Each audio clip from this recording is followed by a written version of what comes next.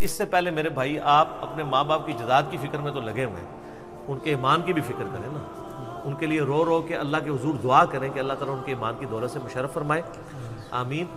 اور اس کے لیے بڑی پازیٹیولی دعوت رکھنے کی ضرورت ہے، محبت بڑا کام دکھاتی ہے۔ حضرت امیر حمزہ بن عبد المطلب رضی اللہ تعالی عنہ نے کنوکشن کے ساتھ اسلام قبول نہیں کیا تھا، حضور کی محبت میں قبول کر لیا تھا جب ابو جہل نے مارا تھا نبی الاسلام کو۔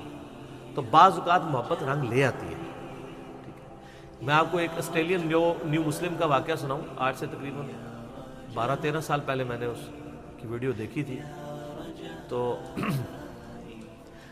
یار اللہ تعالیٰ بے نیاز ہے، اس کو کوئی پرواہ نہیں، پوری زندگی کوئی یعنی کس لیول کی زندگی گزارتا ہے، آخری وقت میں اللہ تعالیٰ ایمان کی دولت دے دیتا ہے۔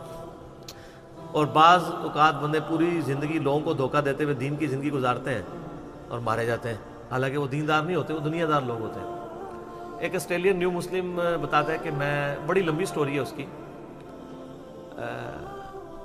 وہ کہتا ہے میری زندگی میں 2-3 ایسے واقعات اوپر تلے ہوئے جس سے مجھے یقین ہوا کہ زندگی موت کا مالک اللہ ہے۔ وہ کرسچن تھا تو بعد میں مسلمان ہوا۔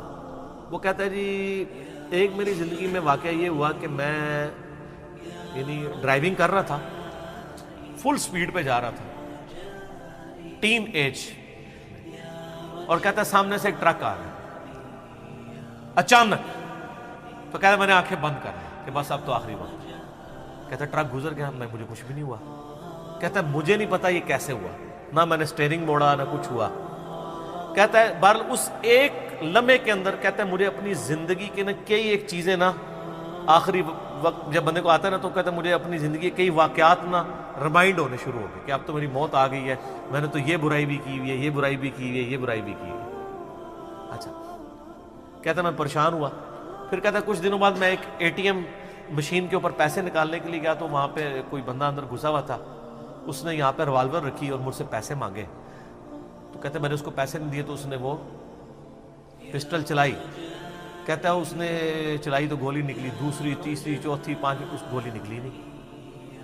تو کہتا ہے یہ 2 واقعات اوپر تلے میرے ساتھ ہوئے، یہ اللہ تعالیٰ پھر گائیڈ کر رہا تھا۔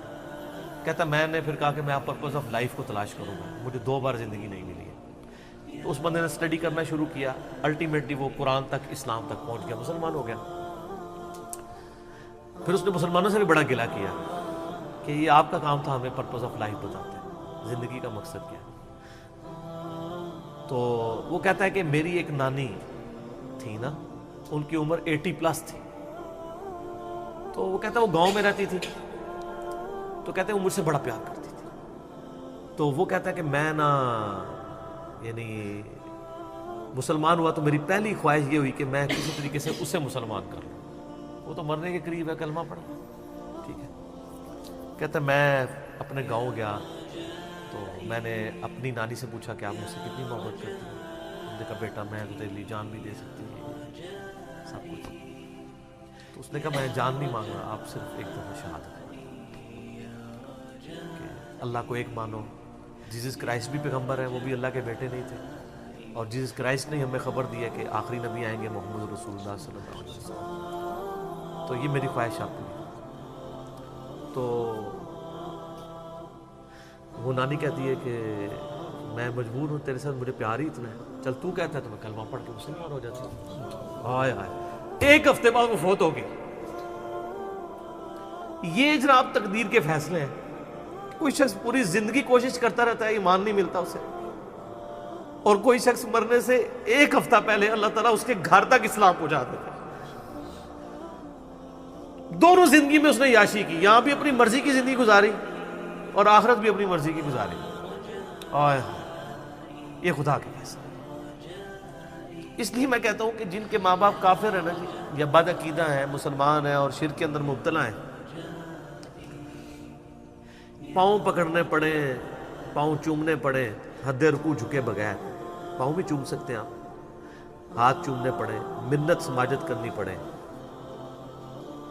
جیسا کہ ہم یہ شخص کوئی عام انسان بھی نہیں دے سکتا کہ اس کے سامنے ایک بلی بھی آگ میں جل رہی ہو، وہ اس کو بچانے کی کوشش کرے۔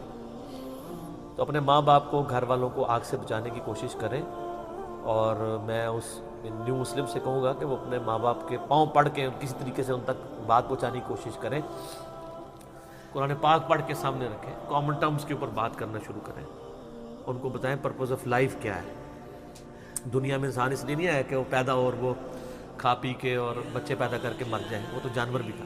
انسان کو اللہ نے ایک سیریس کریشن بنایا اور اللہ تعالیٰ کے سامنے انسان نے جواب دہ ہونا ہے۔